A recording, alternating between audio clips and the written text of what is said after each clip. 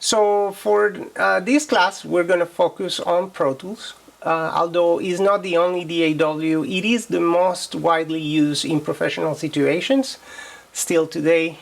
There are a lot of really good software, but a lot of the concepts that we're going to be learning are going to be applied to any DAW that you use, whether it's Logic, Studio One, Live. For this first lab, we're going to go and open a session in Pro Tools for the first time. First thing that we need to do is install the software. You go to the website, which is avid.com, and then you go to the Pro Tools tab. You will be able to see the types of software there is. There is regular and ultimate. There was a free version called the First that is not there anymore. They discontinued it, but either of these will work. They do have free trials, so you can install it and try it out without paying for it. There's also a student discount, and you can pay for a year or you can pay for a month to month. It is not mandatory, but it's highly recommended that you have the software. Once you've downloaded the software, you will need to have iLock, and I've posted also a link to iLock, which is a security feature to avoid piracy. There's a couple of ways of doing it. Go to the website, read through them. After you've installed the software, you will find it and will open it for the first time. When you open it for the first time, it's going to take a second while it analyzes your system. After that first time, it's going to be a little bit faster. Again, if you can't do any of this on your own, there are computers at school that have Pro Tools, and you will be able to use one of them. Just let me know if that's the case.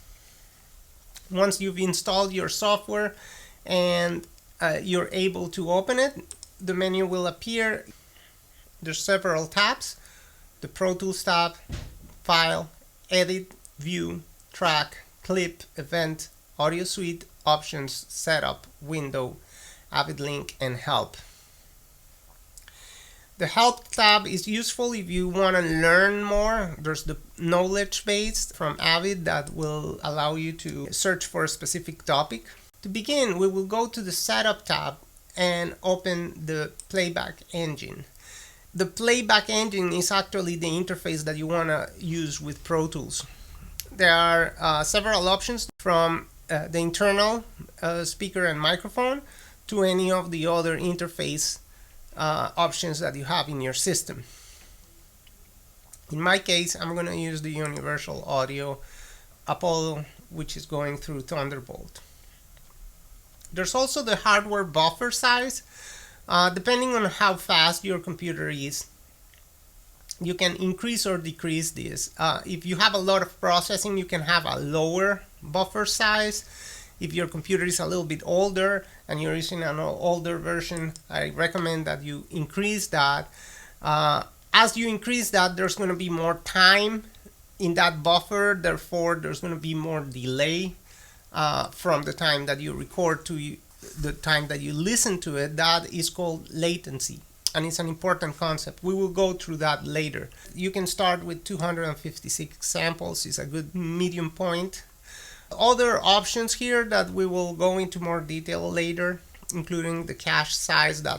But once you've set these options, you can hit OK, and you will be ready to use that interface. There are some more detailed settings that you can go into hardware, and that will launch.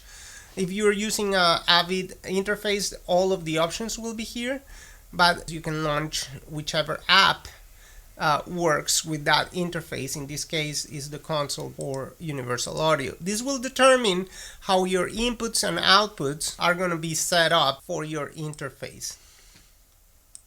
The next thing that you need to do is you need to check your input output settings, so I/O. This is what's going to show in your session as inputs or outputs. I recommend that you hit the default in the input or create a version of your own.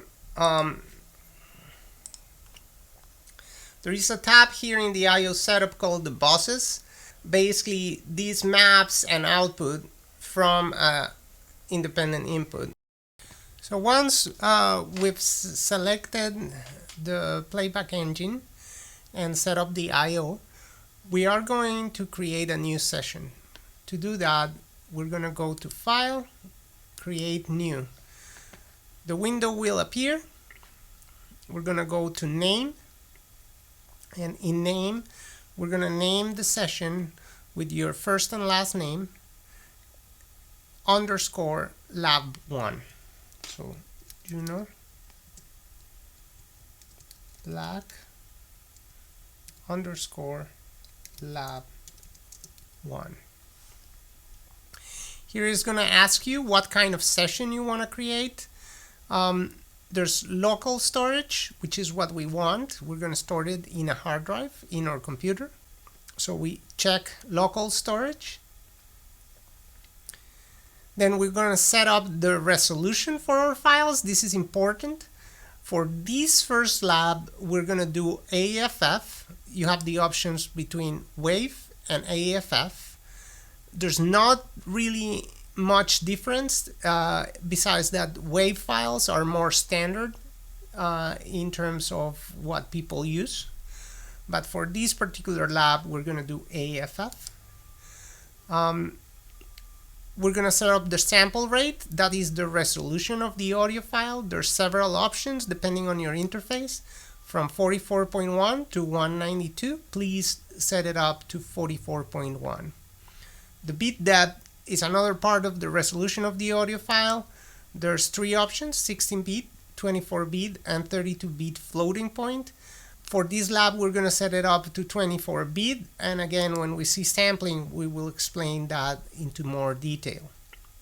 As far as the I/O settings is what you had set up before, you can store those and recall them for your studio or your particular situation in a studio. You can use a preset like stereo mix, or you can use last used. Last used, if it is your computer and you know what you did last time, you can check that. But if it is a shared computer or a studio, you should never use last used because you don't know what people did. So I would recommend that we save a preset for the studio, and I will teach you how to do that later. But more importantly, we need to set up the location where we're going to store that session. So in this case, I've created a folder that is called Juno Black Lab 1. When you click Create, Pro Tools will open the session and the two windows will appear. Pro Tools is a two-window program. There is the Edit window, and if you press Command plus sign, you will go to the Mix window. You can use both, and you can toggle between them using Command plus or equal. The Edit window is where the timeline is, and the Mix window is where your mixer is. So the objective of this lab is to create a few tracks of the most commonly used types in Pro Tools.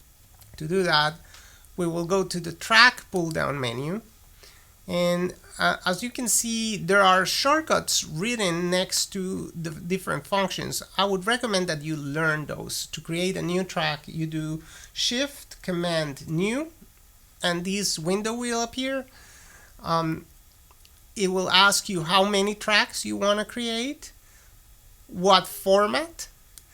For this class, we're only going to use mono or stereo, but if you're doing other functions, you can do surround all the way to ambisonics for immersive audio. You have auxiliary inputs, master faders. You have audio tracks, you have auxiliary inputs, master faders, VCA master, MIDI track, instrument track, and video tracks. You also have folders, which is a new version that allows you to put several tracks into a single folder. For this particular lab, we're going to be creating the most commonly used, which is an audio track, an auxiliary input, a master fader, a MIDI track, and an instrument track. So to create a track, we will select the kind, in this case a mono audio track, and you're going to name it. So for naming the tracks, we're going to want to describe what we are recording, and it is really important to name your tracks. It is really important to name your tracks. So in this case, I'm going to do Juno Black because it's my vocal.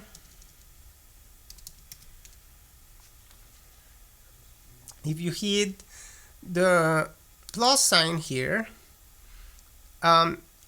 you will be able to create another set of tracks. In this case, we can change and do like a stereo auxiliary input.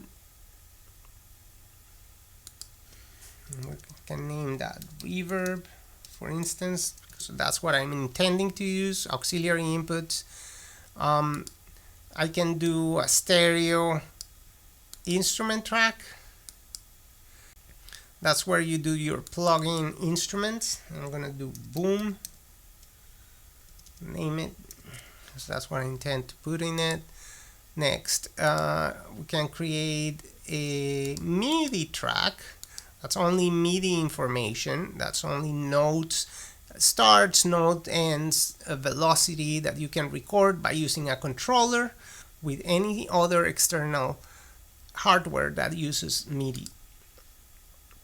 And last, we can do a stereo master fader. This master fader intends to take a whole bunch of signals and control them with that single fader. We're going to click create, save, and then Pro Tools, quit Pro Tools. This is it. This is the lab for this first time.